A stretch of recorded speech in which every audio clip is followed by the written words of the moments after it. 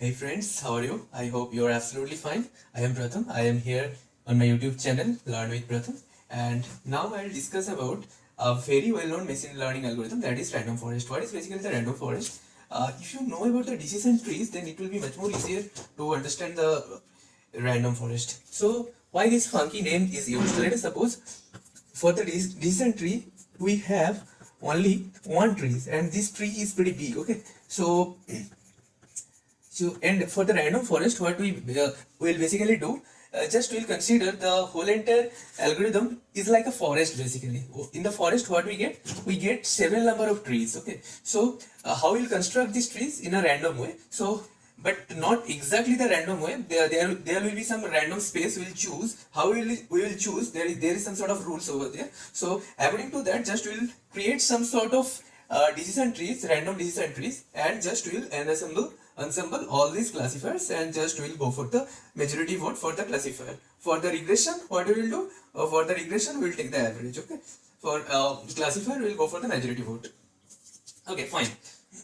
Now what we'll do? So let us suppose we have a data set like this. Okay, and y is the outcome, and f1, f2, f3, f4, f5, these are the features. Okay, we have 6 entries over here. So we have to build a random forest classifier in such a way that for the new entry for f1, f2, f3, f4, f5, for a new entry, if we have the value for all these features for this particular array or this new entry, just we will be able to predict whether it's a positive or a negative. Just we have to create some sort of type of classifier. This is kind of a virtual machine, nothing else.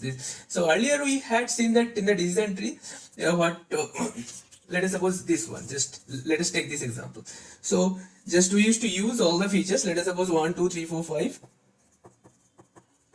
We used to use all the features in one single tree. And what you used to do, using the Gini index and the cross entropy criteria, we used to grow the tree.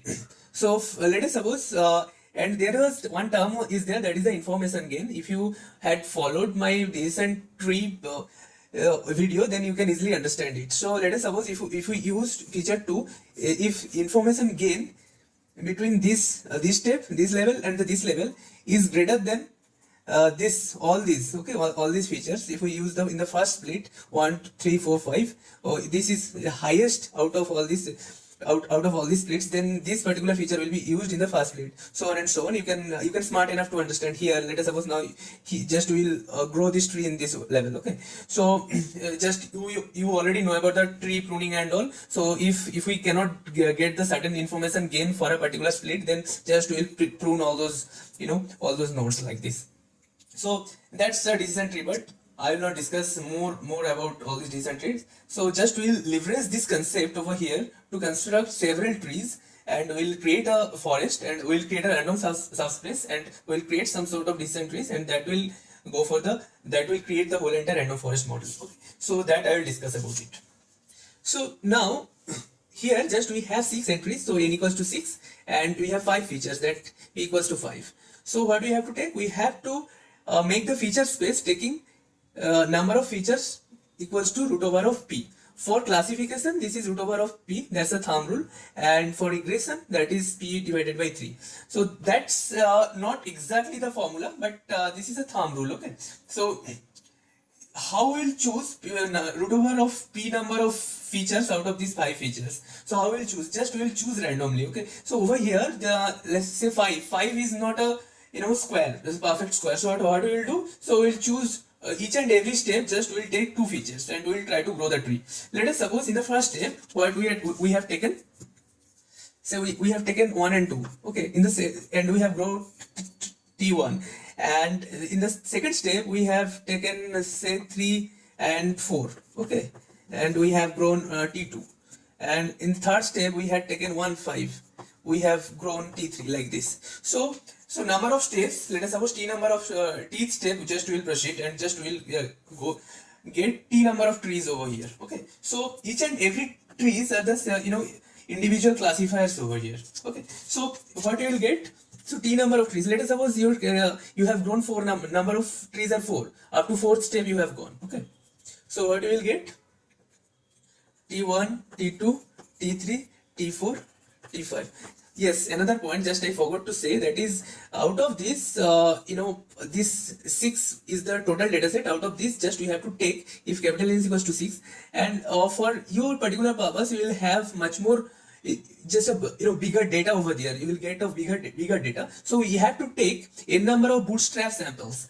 Bootstrap sample means simple the random sampling. Just you will do it. So let us suppose you have the 1,000 entry points, 1,000 samples. Out of that, 1,000 data points. Out of that, you have to take say 100 samples, a number of samples, and just you have to take root over of p number of features. Okay, and out of that, then your, so earlier your data set was like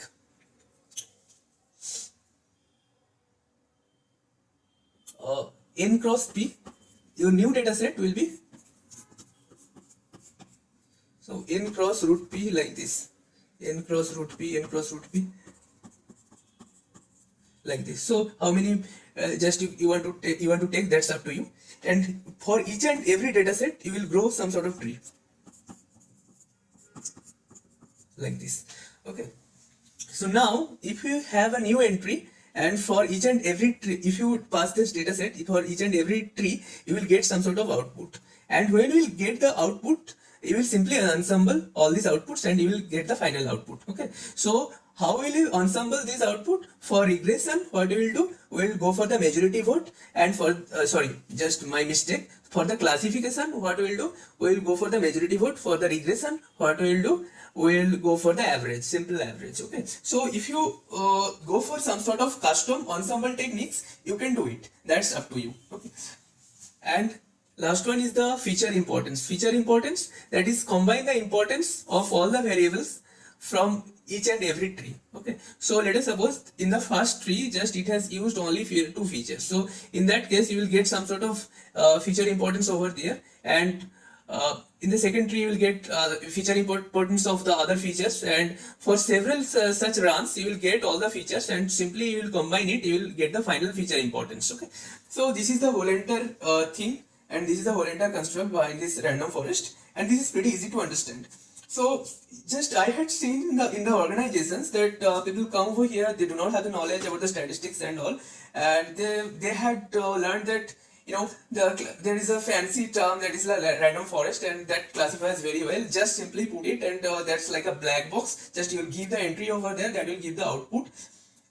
That's not the correct way to do it, because when that will give some sort of output, you will not be able to control those outputs, because if you know the science behind it, because you will if it is not giving your desired output over there, then you will not be able to train all these hyperparameter trainings. So what is the hyperparameters over there? Similar to the tree. For tree, what was the hyperparameters?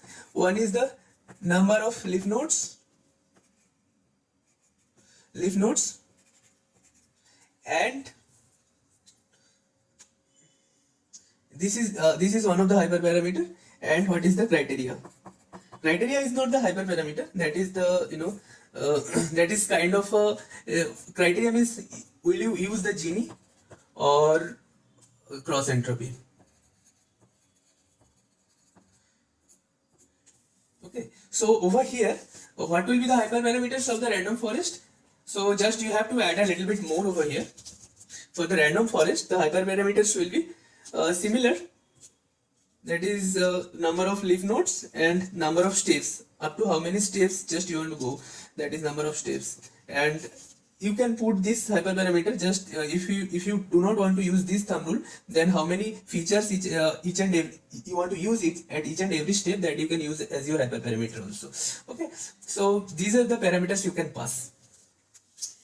So now for the decision trees, these are the decision tree is robust, and this is and robust to all the irrelevant features also, and this is pretty easy to interpretable, because just in the decision tree, what you are doing some sort of this type of things. Okay. So just you are splitting, let us suppose this is greater than something, and just then what will happen like this, and some decisions in these nodes, and again split like this. Okay. So just you can simply print it using your machine, and if anybody doesn't know the statistics and all these couple of things, just you can simply print it and you can give it from these greater than and less than things, he can interpret, he or she can easily interpret all these decisions. But in the random forest, you are getting several number of trees and printing all these several number of trees, giving them and telling them what is ensemble, and each and every tree you have to pass your input at each and every tree, and that will give you the output, and just you have to ensemble it. This is pretty tough to make them understand, and this is not easily printable also. So this is one of the cons of the random forest. But this is for decision tree. Decision tree easily overfits. Okay. But random forest just to overcome that particular thing. So these are the pretty much about the random forest, and I hope you have enjoyed the video. Like this video, subscribe my channel and press the bell icon for the further notification. Stay tuned for the next video. For today, bye bye.